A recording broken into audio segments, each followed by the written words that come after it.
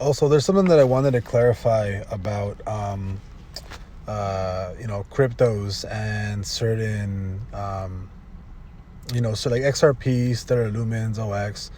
A lot of you guys are misinformed, and you guys think that these are. I said that I don't trade penny stocks.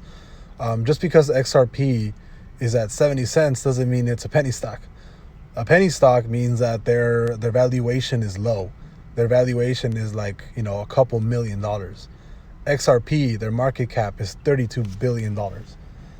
Stellar Lumens, their market cap is $4.6 billion.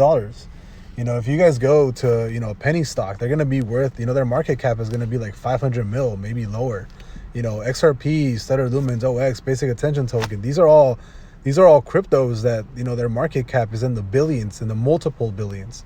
These are not penny stocks.